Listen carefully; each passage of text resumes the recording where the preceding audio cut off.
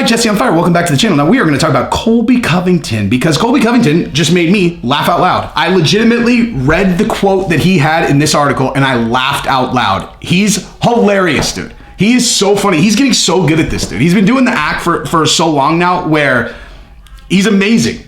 I actually laughed out loud at a quote that he had in text. I didn't even see him say it. Now, maybe it wouldn't have been as funny if I saw him say it, but in text, it was hilarious. And so we're going to talk about him going to war, son, with Leon Edwards and Stephen Thompson. I laughed at the Stephen Thompson one. I actually think he makes good points when he's talking about Leon Edwards. So we're going to talk about all that. All of it. All right?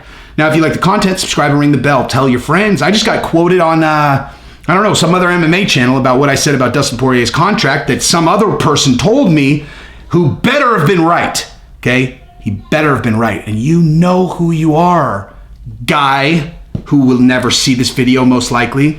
You better not have set me up to be lying, dude. Because if you were, I'm not going to do anything about it except have my feelings hurt. Anyway, so let's talk about this, all right?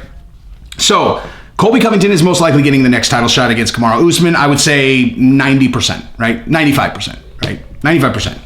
And so they keep asking him about what he thinks about the welterweight division, and he's hilarious, and he knows exactly what to say and make everybody laugh. Like, if you're still taking Colby seriously, I will acknowledge that there's certainly a reason why I would think he's cool and funny where other people might hate him. But, you know, I don't know. I don't take, like, I just think people are funny, dude.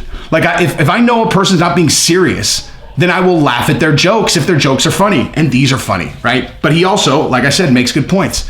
So let's start off with Leon Edwards. I'll tell you right now, I laughed again at the Wonder Boy stuff, but the Leon Edwards stuff, here is exactly what he said about the fight with Leon, between Leon and Diaz, and what he thinks about that being relevant to him getting a title shot. Okay, he said the fight definitely doesn't matter to the division. They put a lightweight on him, a kid from Stockton, Nate Diaz. I don't know if he's ever won a fight at welterweight, and if he has, he definitely has a losing record. I don't know when was the last time he won a fight overall. 5 years ago? That's not correct. He beat Anthony Pettis 2 fights ago. And when he lost to George Masvidal, he lost because of a cut. I don't even think that necessarily counts after seeing the end of the Leon Edwards fight. But I am partial to Nate Diaz, obviously, anyway.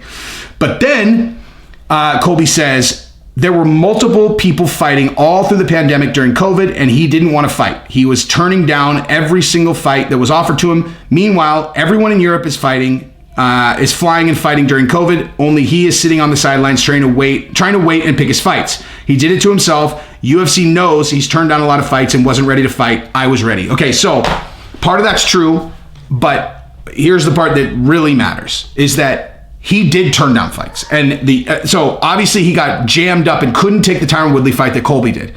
But I think that was Colby that took that fight, right? Was that Colby or was that Anyway, it doesn't matter. The bottom line is, obviously Leon Edwards couldn't have taken the Woodley fight. He got jammed up and couldn't travel, okay? But there were other fights that he could have taken that he didn't. And he was trying to sit out. He's trying to handpick his fights, okay? Dana hates that. The UFC hates that, okay? They really, really, really do not like that. When guys are like, oh, I'm on a 7-fight win streak, and they're like, okay, well, there's a fight right here. And they're like, no, I'm not going to take it. It's like, I understand strategically people do that. And if they're in a really strong position, I get it, okay? I have said this in previous videos. I think Leon is misunderstanding he definitely was misunderstanding his position before. Although not really. Actually, I take that back because he took the Khamzat Chimaev fight. That was a great call. And he took the Nate Diaz fight. Great call, right? It just didn't work out. But he is right about them turning down fights. Dana hates that. And Leon turning down the Masvidal fight, Dana is not going to like that. He's just not going to like it. Because that's a big fight. That's a fight with a backstory that they can sell. And ultimately, that's the business the UFC is in. Now, if Leon thinks he's just going to kind of waltz himself into a title shot, maybe he will. Like I said, if if Wonder Boy loses, then he might get a title shot, right? Assuming that Kamaru beats Colby. Okay, we talked about this. If Colby beats Kamaru, and you think that Masvidal is not getting that fight, you know, they might do a rematch with Kamaru, but if the end of that saga ends up with Colby having the belt, I will bet every dollar I'll ever make that Masvidal is the one that gets the title shot. And people will go, how is he getting a third title shot? Now, Masvidal might go get a win in between now and then, but even if he doesn't, Colby will be the champion. He'll have the ability to call out who he wants, and he's going to say, I don't care about anything else. I want Masvidal. And the UFC will cater to that because it's going to be a huge fight, and that's all that matters for the 1,000th time. Okay, so anyway, that out of the way. Leon should take the Masvidal fight. Dana is not going to like that he's not taking it. But now, let's talk about what Colby said about Wonderboy, because this is hilarious, okay? So they asked him about Wonderboy. What if Wonderboy gets a title shot? And Colby apparently thinks that I don't know if he actually thinks this or if he's just doing his shtick, but he's acting like he's competing against these guys for title shots. Okay, so this is his quote about Wonderboy. The guy's a joke.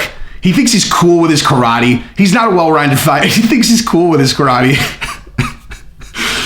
Oh man, this probably would not even be that funny if I was watching it, but reading it is so funny, dude. He thinks he's cool with his karate. He's not a well-rounded fighter. He doesn't deserve anything. He's already had his title shots. He doesn't deserve anything. Honestly, he should probably just retire. He's going to get hurt for sure. He's going to come back for a paycheck, and these guys don't know when to leave. You got to know when it's your time to hang it up. Your time has passed. You're going to get really hurt if you want to stay in this. But some guys want to take that paycheck and ruin their health. Dude, Wonderboy's looked amazing in his last few fights, and the guy like his recent record is very like kind of weird, right? So he wins a bunch in a row, looks amazing, fights Tyron Woodley, unanimous draw, or I'm sorry, majority draw. Fights Tyron Woodley, loses because he got clipped at the very end of the fight, comes back, beats George Masvidal, then loses an incredibly razor-thin decision to Darren Till that easily could have gone either way. Then he fights against Pettis, who he's beating, and he gets caught with some random Superman punch that like he just didn't see coming. It was like the flukiest weird. I mean, that was like a legit fluky thing, right? The Anthony Pettis loss. So he's got 3 out of 4 losses, but Tyron Woodley he was beating the whole time and got caught at the end. Darren Till, he could have easily just won that fight, and Anthony Pettis got caught with a random shot. Then he beats Vincent Luque, who we all know is a beast, and then he destroyed Geoff Neal in his last fight, completely one-sided decisions. So like the idea that he's like past his prime is ludicrous, right? Ludicrous. Anyway, so then Colby goes on, and this is the part that I legitimately actually laughed out loud at. This is his quote. Well, the thing is, the Karate Kid, which is a joke, he's still calling himself a kid because the guy's actually a 40-year-old virgin. He drives kids around in a karate van and wants to call himself a boy, Covington said. No, you're a grown-ass man. You're almost a grandfather now. You can see the gray hair coming out of the side of your head. If anything, the guy needs to stop complaining, man. He's had, what, 2, 3 title shots? He's had more title shots than anyone in the division. He got destroyed by Woodley. It's ridiculous. He got dropped bloody, man. The guy's a bum. I don't know why he's trying to talk like he deserves a title shot. You just got knocked out by Anthony Pettis like a year or 2 ago. A lightweight, a guy that's not even signed by the UFC anymore. And you're on a 2-fight winning streak. Your last fight, you were beating a busboy for Outback Steakhouse. Think about that for a second. Okay, dude. He's so funny, man. He's so, again, if you read that and you're like, wow, what a prick. You don't understand, again, he's doing a character, you guys. That's not really what he's like. In case you guys haven't seen my other videos, he's not really like that. He's being hilarious. He's being hilarious. And if you don't think that's funny, then there's no way you like my channel. I mean, if you don't think that's funny, then most likely you've already thumbs down this video and you're not going to like any video that I ever do because you have no sense of humor because you're a fucking baby, okay? You're a fucking baby. Grow up. Get a sense of humor, you fucking crybabies. Jesus. That's what I got. Peace.